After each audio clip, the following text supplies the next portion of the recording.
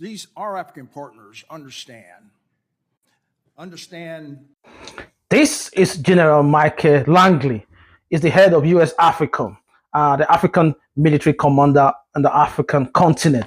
This guy is talking about African nations and African people accepting that the United States is in support of Africa and helping Africans to achieve their dreams and aspirations.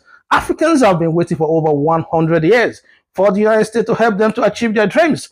He's also talking about China and Russia infiltrating the African continent, deceiving Africans about the impact of the United States and the West in general. You know, he's saying a lot of negative things against Russia and China, trying to influence Africa towards working against the West. How condescending he is. He's trying to tell us that Africans does not have their own mind to decipher the various information that comes the way, or the behavior of different colonial masters or Western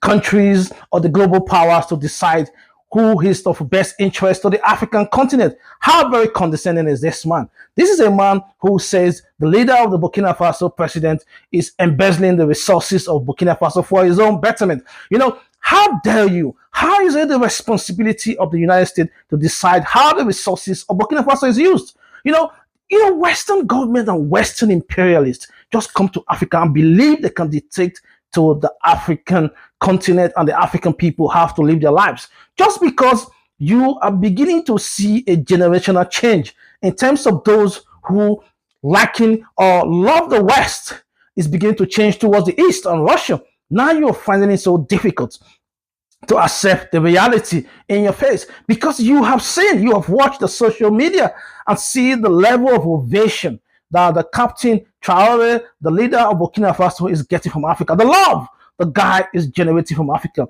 He is not a threat to the Western and global hegemony on the African continent. You see, these people are just hypocrites. You know, when you see a man sitting down facing the US Senate talking about African partner, not African is not your partner. You are just there to exploit Africa.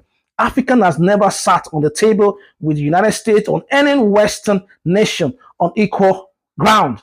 You've always dictated to what have to happen in Africa. Now you are seeing a generational change of the citizens of Africa showing an example of who they believe should be their leader because they have chosen the military guys in the Sahel states.